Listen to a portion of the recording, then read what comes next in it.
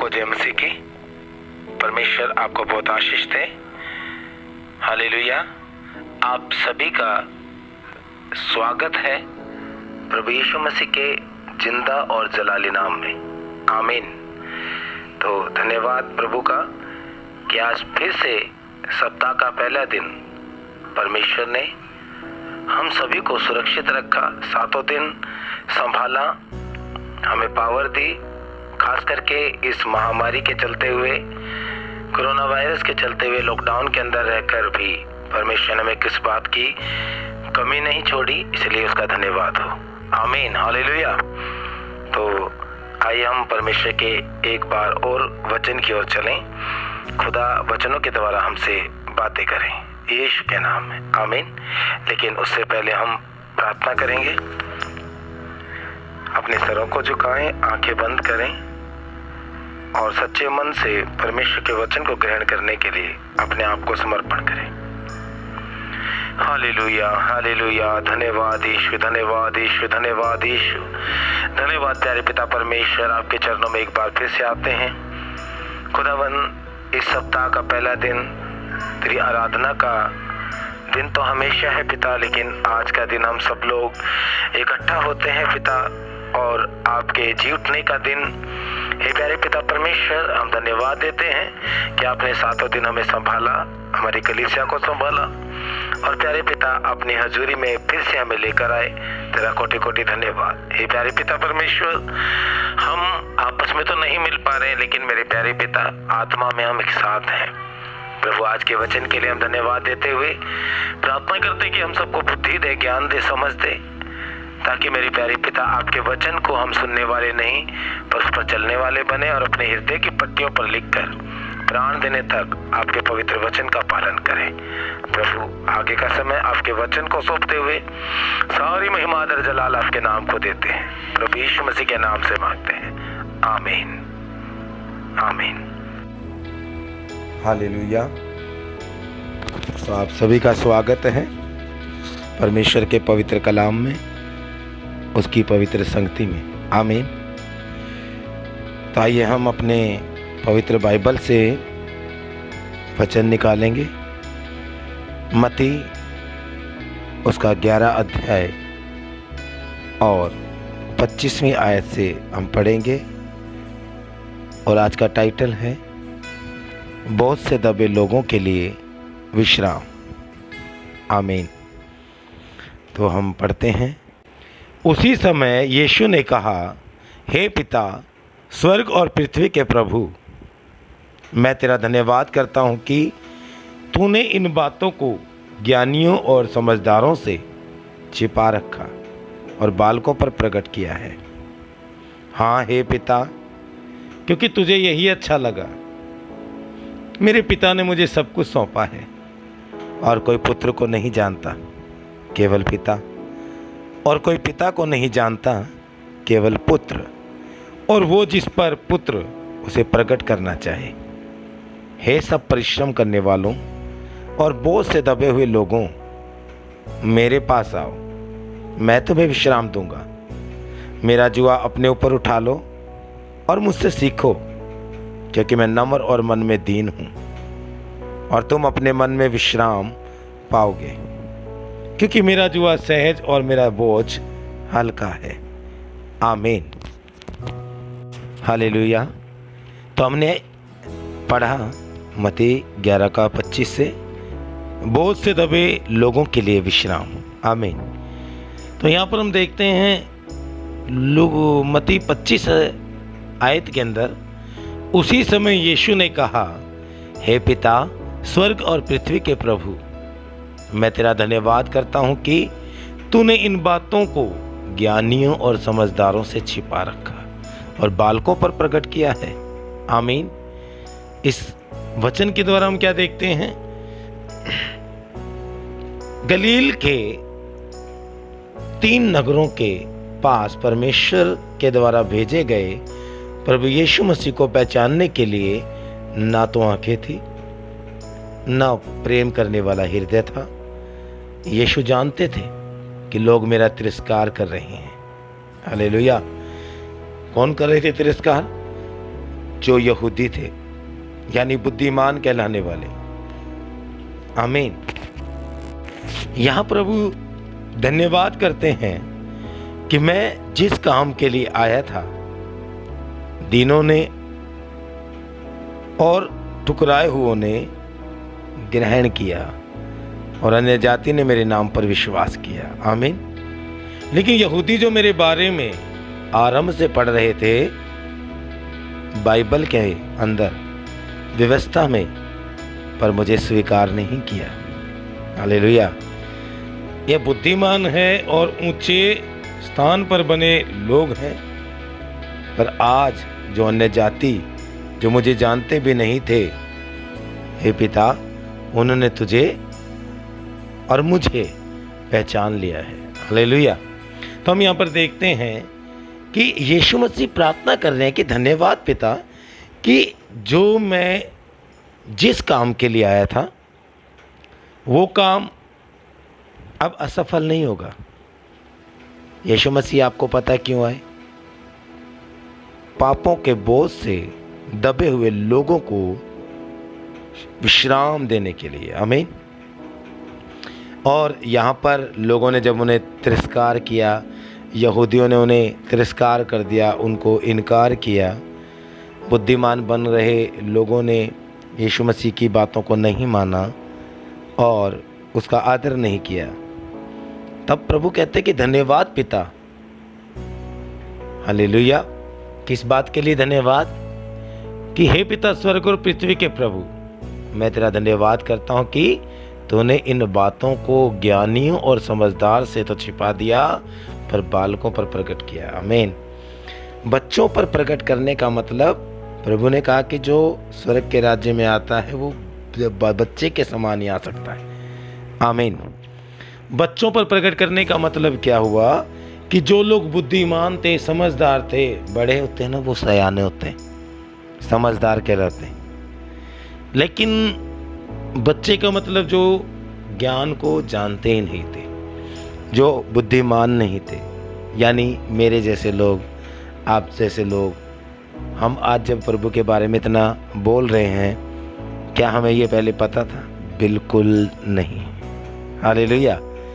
लेकिन परमेश्वर कहते धन्यवाद पिता कि तूने उन ज्ञानियों को, जो बड़े बड़े लोग बने फिरते हैं, जो समझदार और अपने आप को क्या कहते हैं, उसको बड़ा कहलाते हैं, और अपने आप को बुद्धिमान समझदार कहलाने वालों से को ये भी नहीं पता चला कि शास्त्र पढ़ने के बाद भी पुराना नियम उन्होंने रट्टा मार रखा है, लेकिन भविष्यवक्ताओं की सारी भविष्यवाणियों को वो याद करते हैं, लेकिन ये विश्वास नहीं करते कि वो यीशु मसीह के लिए है। आमीन। और यहाँ पर पिता धन्यवाद उनका करता है जिन लोगों ने उसे ग्रहण किया। अन्य जातियों ने ग्रहण किया, हमने ग्रहण किया, सभी प्रकार के लोगों ने ग्रहण किया। हालेलुया। और यीशु मसीह को सभी गरीब लोग, सभी मूर्ख लोग, सभी जिनको ज्ञान नहीं था, लिखा ना कि उसने हम निर्बुद्धियों को चुन लिया ताकि ज्ञानवान वाले को लज्जित करें। आमीन। और यहाँ पर परमेश्वर का एक लक्ष्य था, यीशु मसीह का एक गोल सेट था, टारगेट था, एक लक्ष्य क्या था कि परमेश्वर ने जगत से ऐसा प्रेम रखा था कि यीशु मसीह को भेजा ताकि जो कोई इस पर विश्वास करेगा वो नाश ना होगा, अनंत जीवन पाएगा। आमीन। लेकिन ये लोग विश्वास नहीं कर रहे, तो अनंत जीवन भी नहीं पाएंगे। आमीन। लेकिन जितनों ने विश्वास किया, यीशु मसीह ने उन्हें परमेश्वर के संतान होने का अधिकार दे दिया। आमीन। हालेलुया।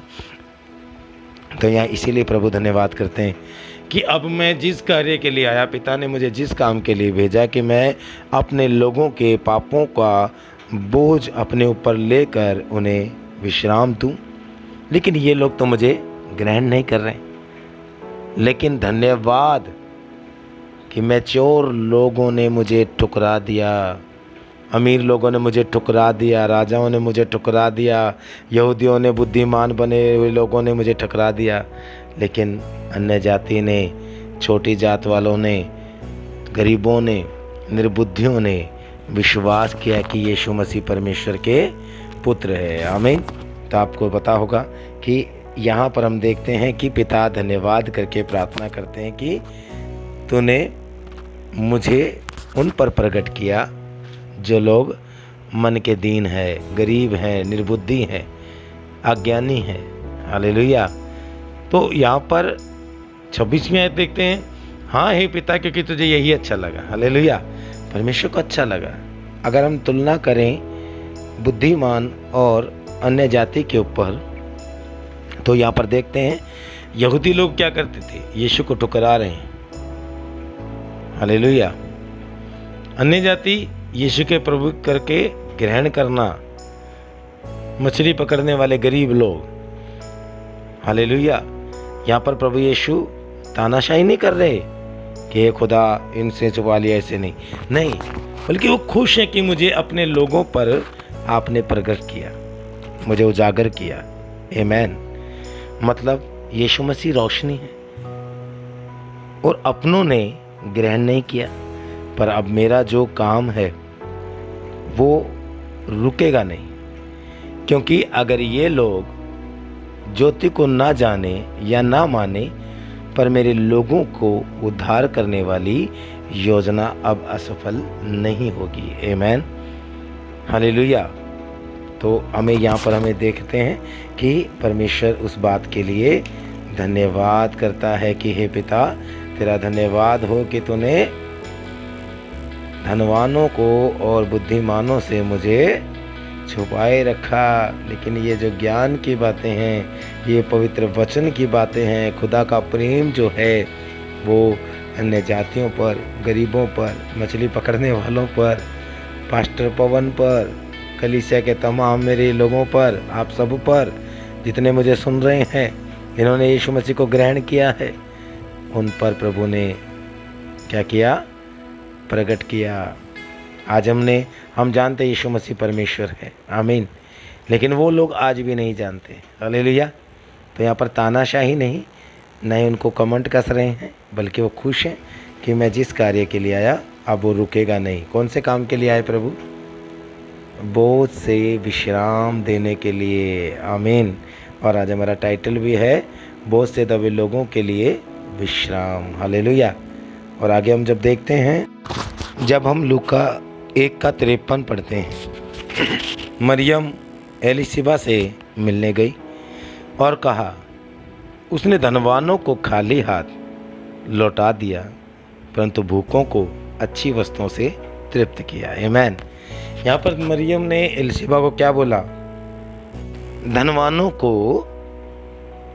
खाली हाथ लौटा दिया, परंतु भूखों को अच्छी वस्तुओं से तृप्त किया, सेटिस्फाई किया, संतुष्ट किया। आमीन।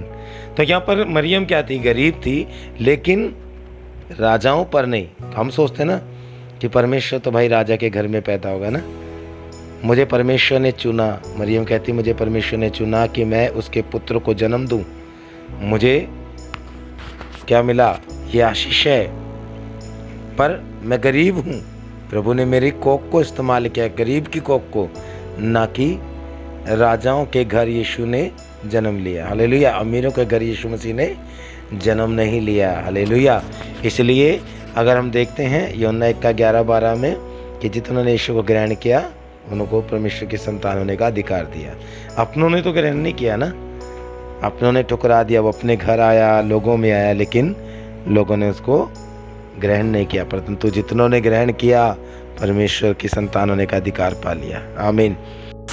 27 आयत में देखते हैं, मेरे पिता ने मुझे सब कुछ सौंपा है और कोई पुत्र को नहीं जानता, केवल पिता, और कोई पिता को नहीं जानता, केवल पुत्र, और वह जिस पर पुत्र उसे प्रकट करना चाहे। आमीन।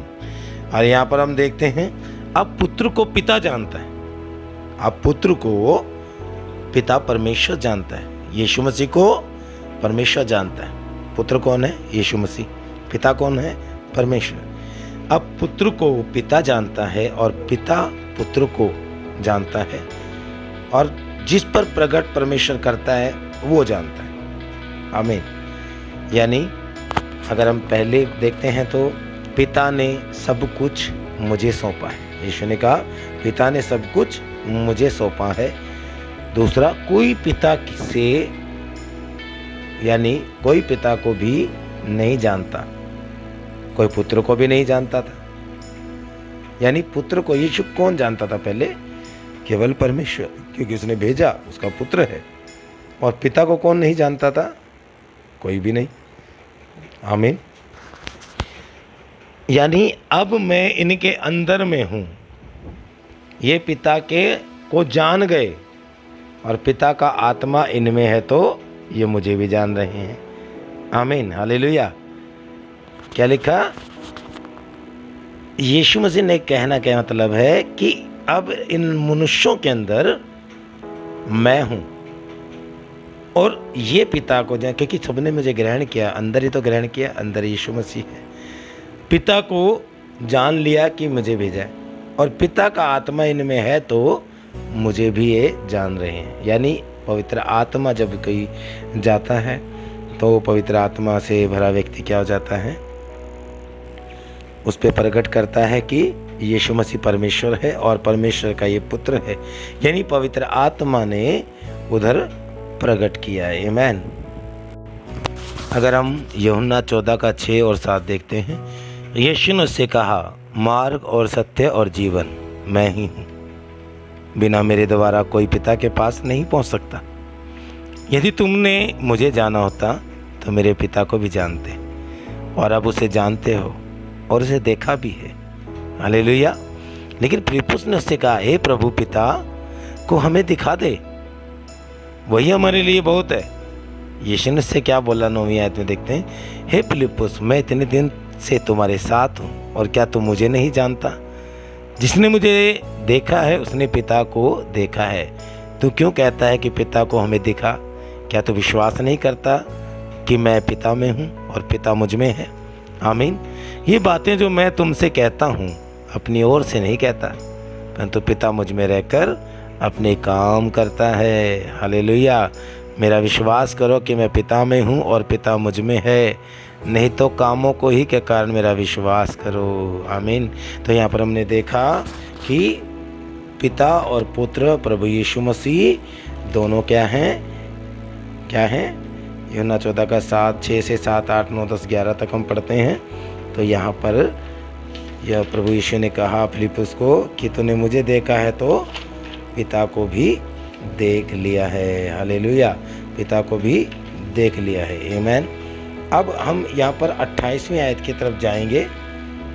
कौन सी आयत? 28वीं आयत। तो मत्ती 11 का 28 में हम पढ़ते हैं तो क्या लिखा है? बहुत ही अच्छी और बहुत ही मनोहर बात प्रभु यीशु ने कही। हम पढ़ेंगे मत्ती 11 का 28। हे सब परिश्रम करने वालों और बोझ से दबे हुए लोगों, मेरे पास आओ, मैं तुम्हें विश्राम दूंगा। आमीन। तो यहाँ पर हम देखते हैं यीशु मसीह क्या कहता है? हे परिश्रम करने वाले लोगों। पहला क्या कहता है? परिश्रम करने वालों, है ना, और बोझ से दब रहे हैं, यानी मेहनत कर रहे हैं लेकिन बोझ से भी दबे। बोझ क्या है ना? बोझ आप अगर देखते हो तो किसी को चिंताओं का बोझ है, किसी को घर का बोझ है, किसी को ऑफिस के काम का बोझ है, किसी को पढ़ाई का बोझ है और किसी को कर्जे का बोझ है, किसी को बीमारियों का बोझ है। आमीन।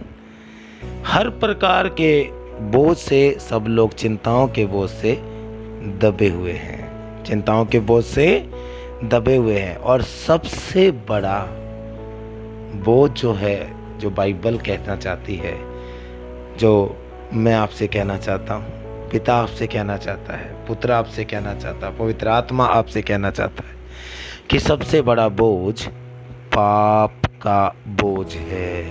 आमीन। पाप का बोझ हमारे ऊपर है, झूठ का बोझ, लालच का बोझ, पाप का बोझ। जब हम परमेश्वर को छोड़कर इस दुनिया में आए तो हमारे पूर्वजों ने क्या किया? मूर्तियां पूजना शुरू किया, पाप, झूठ में जीना शुरू किया, पाप, पूरी धरती को बेच डाला, पाप, खुदा को छोड़कर अपने इंसानों को राजा बना दिया, पाप। हालेलुया। तो ये पाप का बोझ ही जब हमारे जीवन में आ जाता है, और कहते हैं ना, पाप की मजदूरी तो मृत्यु है, और परमेश्वर का वरदान हमारे प्रभु यीशु मसीह में अनंत जीवन है। तो प्रभु कहता है कि मैं तुम्हें अनंत जीवन देने के लिए आया हूं। पाप का बोझ आपसे नहीं उतर रहा है, कर्जे का बोझ आपसे नहीं उतर रहा है, पढ़ाई का बोझ, गरीबी का बोझ, बीमारियों का बोझ, घर का बोझ, कर्ज का बोझ, और ऑफिस के काम का बोझ, पूरी चिंताओं का बोझ, दुनिया भर के परिवार का बोझ। कि कहां से आया ये बोझ? कल मृत्यु हो जाएगी, ये बोझ कहां से आया? ये बोझ पाप के कारण आया। आमेन। आपको नहीं पता, पाप जब आता है तो अपने साथ रोगों को लाता है, बीमारियों को लाता है, चिंताओं को लाता है ना, परेशानियों को लाता है, तकलीफ़ों को लाता है, और टेंशनों से, डिप्रेशन से आदमी भर जाता है। आमीन।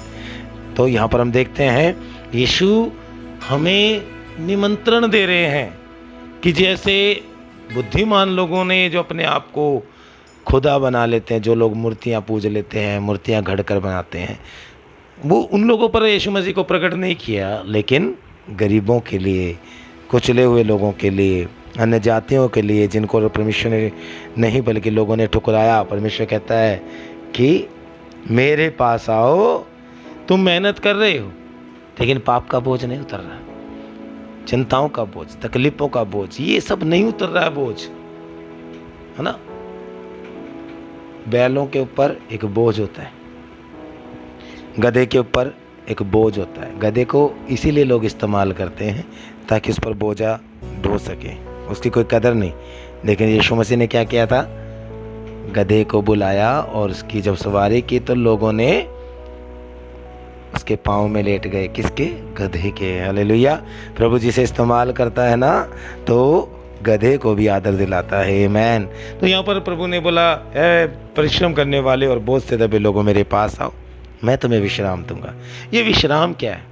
ये शांति है, ये आशीष है, ये पाप से, बोझ से छुटकारा है। आमेन। हालेलुया।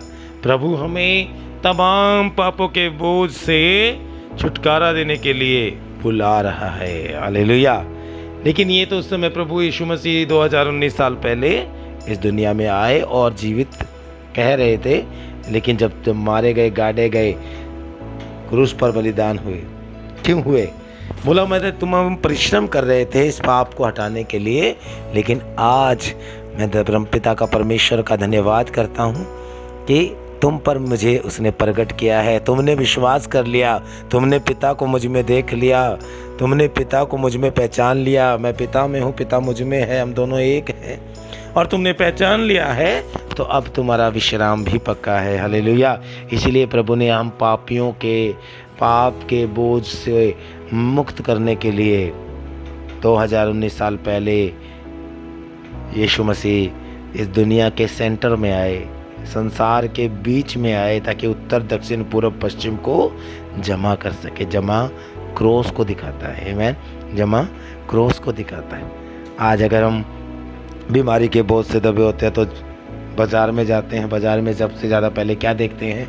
हाई पेट में दर्द है, तकलीफ़ है, बीमारी है, तो डॉक्टरों को देखते हैं। डॉक्टर को कैसे पहचानते हैं? उसके क्लिनिक को कैसे पहचानते हैं?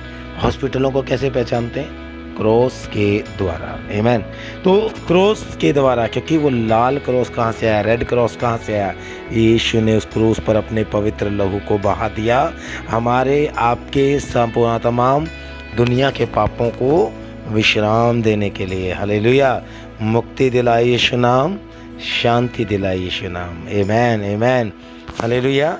जो कोई विश्वास करेगा, आज परमेश्वर उसके लिए कोड़े खाए हैं। हालेलुया। लहू बहाया है, आज विश्राम दे चुका। आज हमने कुछ ज़्यादा नहीं करना। अभी उसके पास आने का अर्थ क्या है? सब परिश्रम करने वाले बोझ से दबे हुए लोगों, मेरे पास आओ, मैं तुम्हें विश्राम दूंगा। आमीन। अब विश्राम पता लग गया। आने का अर्थ क्या है? आने का अर्थ है विश्वास करना। हालेलुया।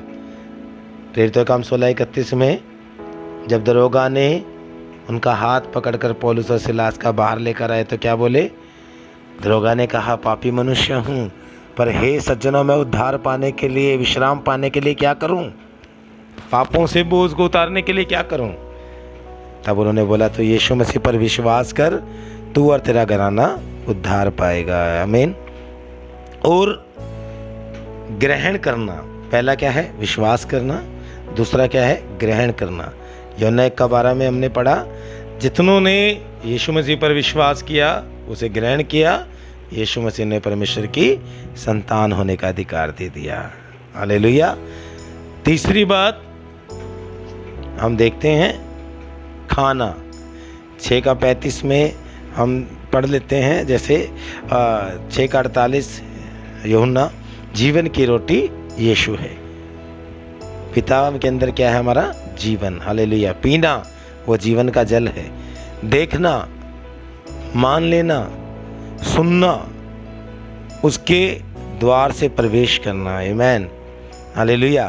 तो यीशु ने कहा, बोझ से दबे रहे हो, विश्राम करने दूंगा मैं। आप परिश्रम कर रहे हो, आप मेहनत कर रहे हो, देखो, अच्छी बात है कि परिश्रम ही जो है सफलता का राज है। लेकिन हम परिश्रम जो करते हैं उसमें हम अपने पापों का बोझ नहीं उतार सकते, हम सेटिस्फाई नहीं हो सकते, संतुष्ट नहीं हो सकते। लेकिन परमेश्वर के पास आएंगे तो हमें विश्राम मिल जाएगा। आमीन। हम खुद कुछ नहीं कर सकते, अपने जीवन को चला सकते। आमीन। तो यहाँ पर देखा कि पर मेरे पास आओ। आओ का अर्थ हम जानते हैं, विश्वास करना, यीशु को ग्रहण करना और उसके वचनों को खाना और उसके पिता समझना, उसकी ओर देखना, यीशु को अपना प्रभु मान लेना, यीशु के वचनों को सुनना और यीशु मसीह द्वार है तो प्रवेश करना। यीशु मसीह क्या है? वो जीवन की रोटी, जीवन का जल है ना, और स्वर्ग का द्वार, आदि और अंत, अल्फा ओमेगा, मार्ग, सत्य, जीवन। आमीन। उसी के नाम में सब कुछ है। हालेलुया। यहाँ पर हम देखते हैं विश्राम जो है यहाँ पर एक तोहफा है। क्या है? तोहफा जो यीशु प्रभु ने दिया। प्रभु ने कैसे दिया तोहफा? क्रूस पर अपना जीवन देकर हमारे पापों के लिए। अब और दूसरा कोई नहीं है, सिर्फ यीशु मसीह है। हालेलुया। तो ये जो उद्धार है, ये विश्राम है। ये क्या है? विश्राम क्या है? छुटकारा पाप से। कहाँ मिला? यीशु ने तोहफे में दिया। कैसे दिया? अपने आप को हमारे सबके पापों के लिए क्रूस पर अपना जीवन देके। आमीन। तो हमें याद रखना। हालेलुया। 29वीं आयत की तरफ हम देखेंगे।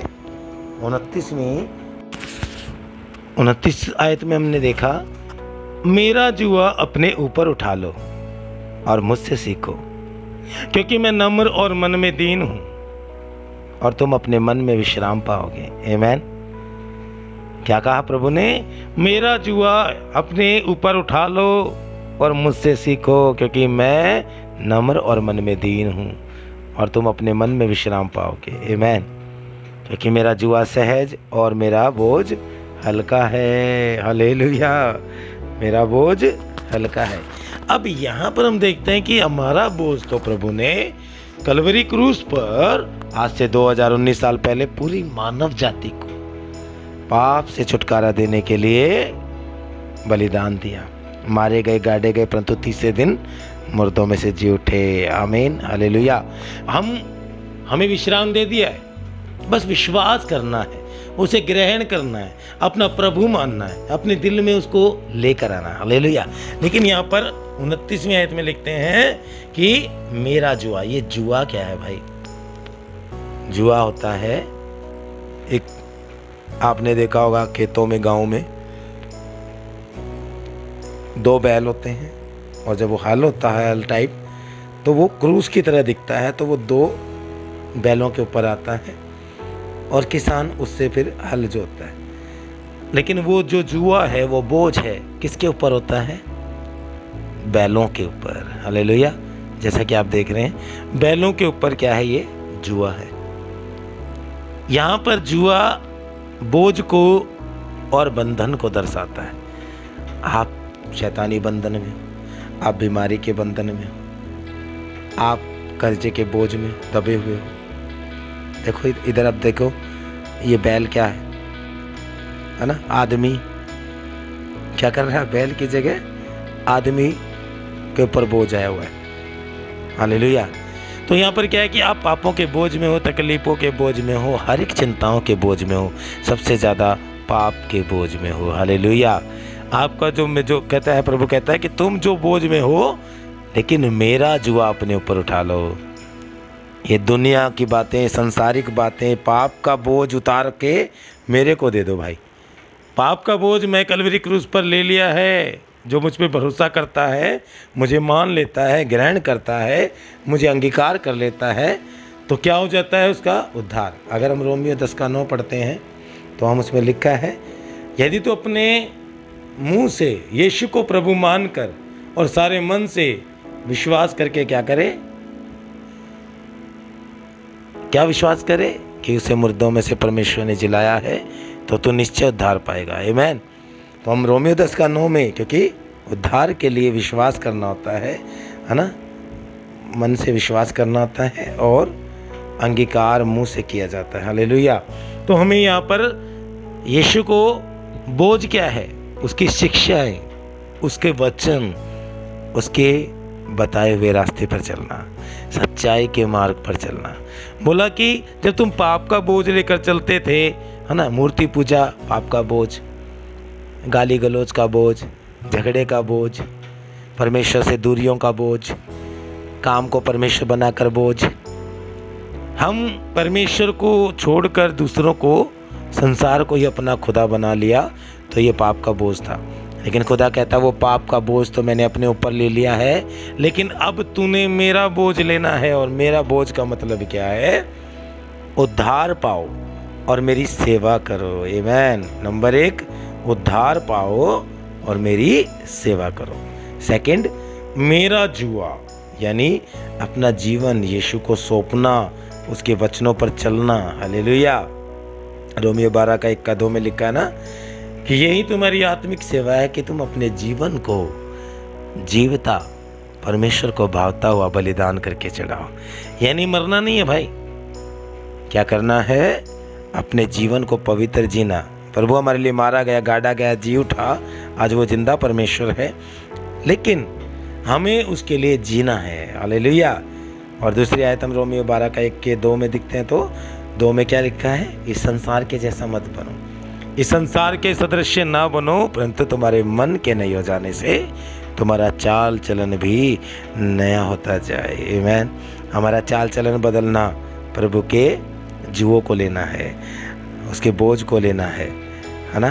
प्रभु कहता है कि मेरे वचनों के अनुसार चलो, यही मेरी शिक्षा के अनुसार चलो, ये मेरा बोझ है कि तुम मेरी सेवा करो, मेरे वचन पर चलो, सत्य बोलो, पड़ोसी से प्रेम करो, है ना?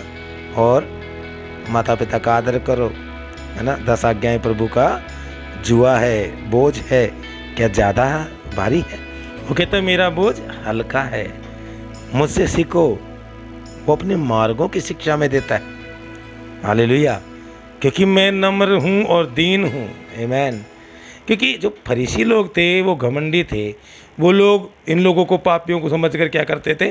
तुम पापी हो, तुम ये हो, तुम वो हो। लेकिन यीशु मसीह बड़े प्यार से शिक्षा देते थे। आमीन। सच्चा शिक्षक नम्र और दीन होता है। क्या होता है? सच्चा शिक्षक यानी टीचर मन में नम्र और दीन होता है।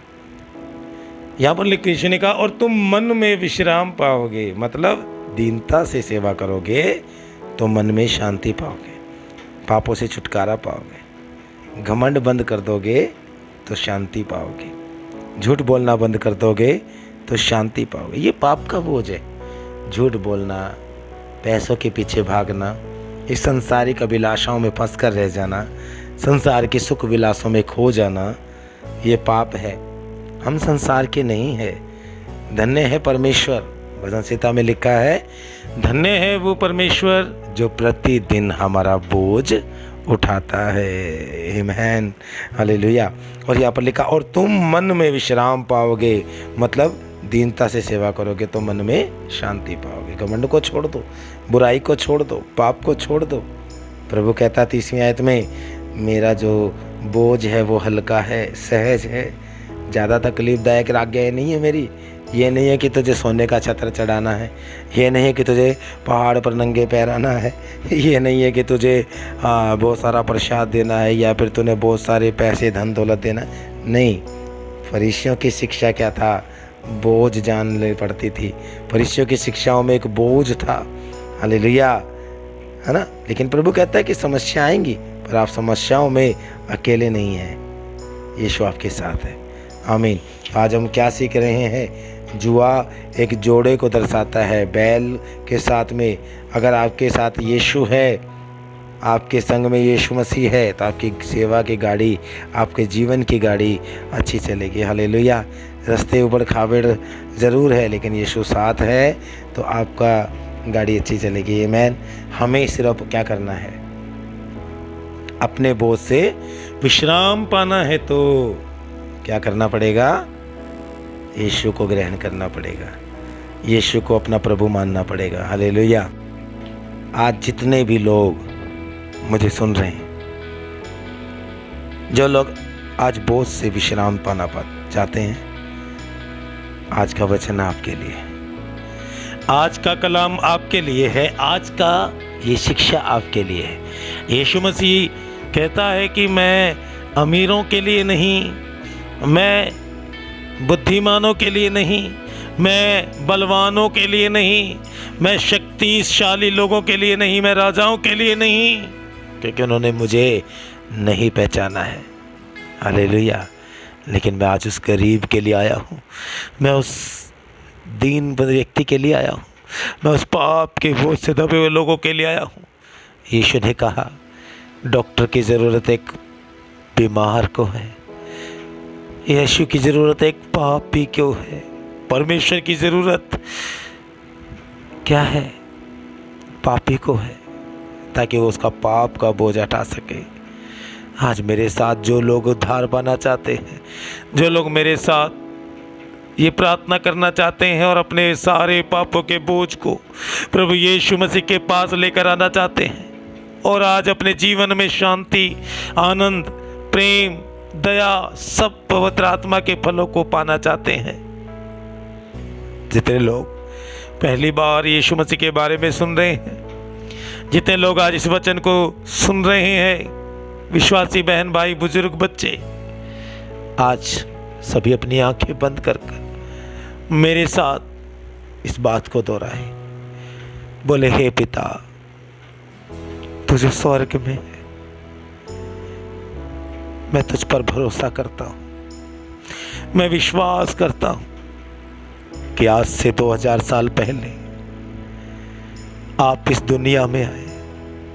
आप उत्तर में नहीं, दक्षिण में नहीं, पूरब में नहीं, पश्चिम में नहीं, परंतु बीच में धरती के सेंटर में आए और उत्तर, दक्षिण और पूरब, पश्चिम को जोड़ दिया क्रॉस के द्वारा। मैं सारे मन से विश्वास करता हूं कि यीशु मसीह परमेश्वर के पुत्र है। हे पिता, मेरे आज पापों को, उस तमाम पाप के बोझ को तेरे चरणों में समर्पित करता, तेरे कलवरी क्रूस पर उसको चढ़ा देता हूं। पिता, मेरे इस बोझ से मुझे विश्राम दे, मेरे पापों के बोझ से मुझे विश्राम दे। मैंने अपनी बीमारियों के लिए, मैंने अपनी शांति के लिए, उद्धार के लिए जगह जगह जाकर परिश्रम किया है, मेहनत की है, पैसा लुटाया है, लेकिन मेरे को कहीं पर भी चंगाई नहीं, विश्राम नहीं, शांति नहीं, आनंद नहीं। लेकिन आज प्रभु, मैं आपको अपना पिता के रूप में ग्रहण करता हूँ। आज मैं सच्चे मन से विश्वास करता हूँ कि यीशु मसीह मेरा परमेश्वर है, मेरा मुक्तिदाता है।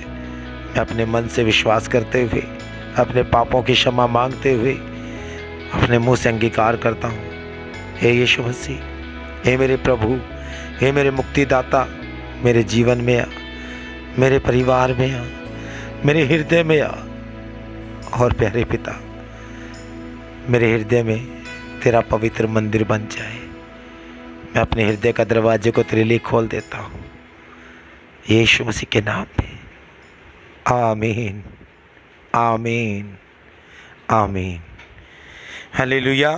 तो आज आपने देखा कि किस प्रकार से हम परमेश्वर को अपने जीवन में पा सकते हैं। आज हमारे पापों का बोझ से दब रहे हैं, लेकिन आज विश्राम कैसे पा सकते हैं? कैसे पा सकते हैं? यीशु मसीह को ग्रहण करके। जितनों ने भी आज मेरे साथ ये प्रार्थना को किया है, और उन लोगों ने शांति को पा लेंगे, बहुत जल्द शांति को पा लिया है। वो परमेश्वर की संतान हो गया है। वो लहू और मांस से नहीं जन्मा, परंतु परमेश्वर से जन्मा है। आमीन। तो मैं विश्वास करता हूँ कि आज पवित्र वचन को आप लोग सुन रहे हैं और पापों का बोझ छोड़ दीजिए। खासकर जो विश्वासी लोग हैं, आज जितनी भी आप गलतियाँ कर रहे हैं, शराब का बोझ, सिगरेट बीड़ी का बोझ, झूठ का बोझ, लालच का बोझ उतार फेंकिए भाई, उतार दीजिए। यीशु मसीह परमेश्वर की आज्ञाओं का पालन करने की बजाय अगर आप संसारिक जीवन जी रहे हैं तो आप पाप के बोझ में दबे हैं। प्रार्थना करो, आराधना करो, वचन पर चलो। आमीन। तो आपको विश्राम है, मुक्ति दिलाई यीशु नाम, शांति दिलाई यीशु नाम। आमीन। उसने आपके लिए चरनी में जन्म लिया, और चरनी से लेकर सूली तक का सफ़र तय करता है, तो वो भी दुख और तकलीफ़ों भरा। क्यों? क्योंकि आपको बोझ से विश्राम देना है। बस आपने क्या करना है? विश्वास करना है, यीशु को अपना उद्धारकर्ता के रूप में ग्रहण करना है। क्या विश्वास करना है? यीशु मसीह परमेश्वर के पुत्र हैं, मेरे पापों के लिए मारे गए, गाड़े गए, परंतु तीसरे दिन मुर्दों में से जी उठे। आज वो मेरा मुक्तिदाता है, छुड़ाने वाला है, छुटकारा देने वाला है। आमीन। God bless you. परमेश्वर आपको सबको आशीष दे। Happy Sunday. और अगली बार फिर से प्रभु के वचन के साथ मिलेंगे। तब तक के लिए आप सबसे इजाज़त चाहता हूँ। प्रभु आप सबको आशीष करे। पिता का प्रेम, प्रभु यीशु मसीह का अनुग्रह और पवित्र आत्मा का संगति और सहभागिता हमारे प्रभु यीशु मसीह के दोबारा आगमन तक सदा तक हमारे संग होता रहे। आमीन, आमीन। God bless you. जय मसीह की।